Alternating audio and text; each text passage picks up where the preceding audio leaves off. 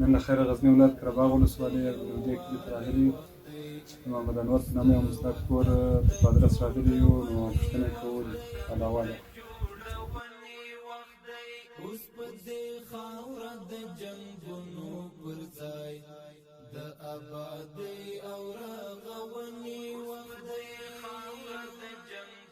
دوستانو دا ویډیو فقط په دې خاطر موږ کوو، خدای نخواسته چې د توهین یا په دې خاطر یې نه کوو، فقط په دې خاطر چې دا د محرومو خلکو غږ خلک واوري او یو څوک یې غږ واوري.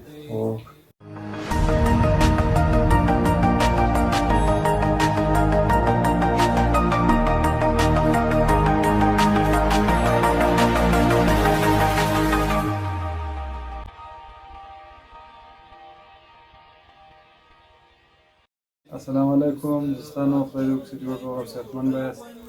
نن له خیره غزني ولایت قره باغ ولسوالۍ دې کلي ته راغلي یو. د محمد انور په نامه یو مستحق کور په ادرس راغلي یو، نو پوښتنه یې کول حال احوال یې. السلام علیکم.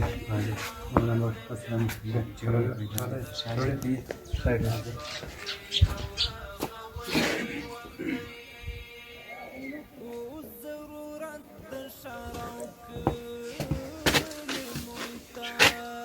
څنګه یې؟ څنګه یې؟ خوشاله دی؟ خوشاله دی؟ بخښنه کوي؟ سلامت شه. څنګه د ژوند زندګي؟ والله که شی لرم، شی لږ دی که ډېر دی، والله کې لرم. هغه مزدوري کله یې کله نه یې. څه کار کوې؟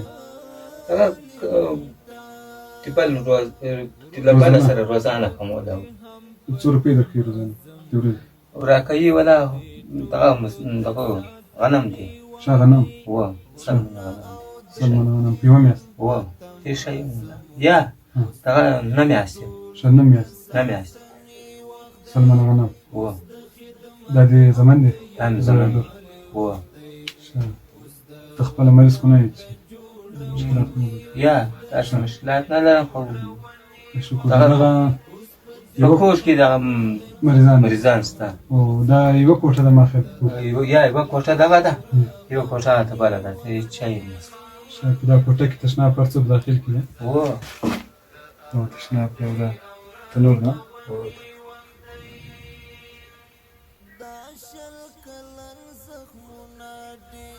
ښه زه خدای پاک دې مشکلات له ټولو مسلمانانو سره حل کړه.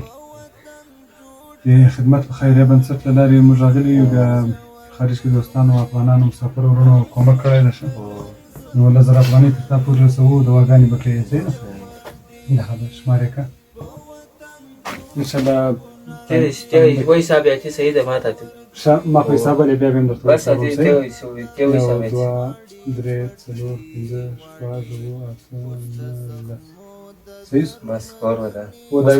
چای مای مننه. بس دوستانو دا ویډیو فقط په دې خاطر موږ کوو، خدای نخواسته چې د توهین یا په دې خاطر یې نه کوو، فقط په دې خاطر چې دا د محرومو خلکو غږ خلک واوري او یو څوک یې غږ واوري. نو انشاءالله په راتلونکي کې دې نه هېروو، انشاءالله بیا په نورو پروګرامونو کې هم تاسو ته معلوم شي. نو خدای په امان، دواګانې کوو. چای مای مننه، جوړ اوسئ.